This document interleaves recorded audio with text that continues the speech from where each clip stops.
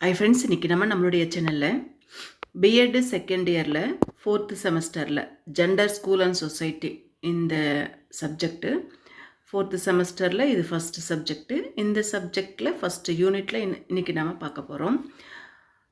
இன்றைக்கி நம்ம பார்க்க போகிற டாபிக் வகுப்பு சூழலுக்கு வெளியில் இரு பாலினங்களும், அதாவது ஆண் பிள்ளைகளும் பெண் பிள்ளைகளும் பொருத்தக்கூடிய கல்வி சூழல் எந்த மாதிரி இருக்கணும் அப்படிங்கிறது தான் பார்க்க போகிறோம். நம்ம என்ன தான் ஸ்கூலில் படித்தா கூட ஒரு வருஷத்துக்கு ஆவரேஜாக 1000 1200 மணிகள் மட்டும்தான் வெளியில் நம்ம டைம், அதாவது ஸ்கூலுக்குள்ளே நம்ம டைம் ஸ்பெண்ட் பண்ணி படிக்கிறோம்.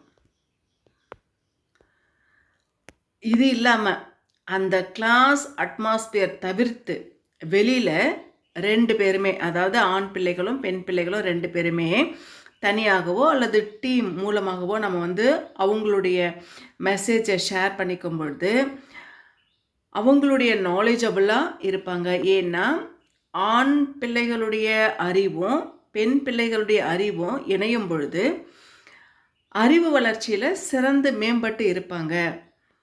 அது மட்டும் இல்லாமல் கிரவுண்டில் விளையாடுறது, லைப்ரரியில், ரிசர்ச் சென்டரில், சோஷியல் ஒர்க்கர்ஸில், இது எல்லாத்துலேயுமே ஈடுபடும் பொழுது நம்மளுடைய பொருளாதார ரீதியாகவும் சரி, நம்மளுடைய கல்ச்சரை மேம்படுத்துறதுக்கு உதவும். ஏன்னா ஆண் பெண் ஒரு புரிதல் வரும். அவங்களுடைய இணக்கமான முறையில் அவங்களுடைய நட்பை அவங்க வெளிப்படுத்திப்பாங்க. அது மட்டும் இல்லாமல் ஸ்டூடெண்ட்ஸு அவங்களே விரும்பும் பொழுது டீம் ஃபார்ம் பண்ணி என்ன பண்ணலாம் அப்படின்றத டிசைட் பண்ணுவாங்க.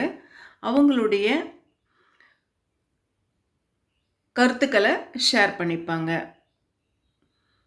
2 பாலினமே, அதாவது ஆண் பெண் 2 பேருமே அவங்களுடைய இண்டிவிஜுவல் ஸ்கில்ஸை வெளிப்படுத்துறதுக்கு ஜாதி மதம் பேதம் எதுவுமே இல்லாமல் திறமையின் அடிப்படையில் கல்வி நிலையை, அதாவது ஸ்கூல்ஸ்க்கு அந்த கேம்பஸ்குள்ளேயோ நடத்துறதுக்கு அனுமதி கொடுக்கறது அவங்களுடைய சொல்லாற்றல், இண்டிவிஜுவல் டேலண்ட்டு வெளிப்படுத்துறதுக்கு உதவியாக இது இருக்கும்.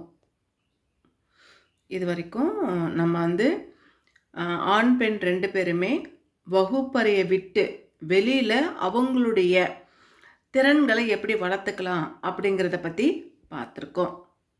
இதோட இந்த ஃபஸ்ட்டு யூனிட்டு முடியுது.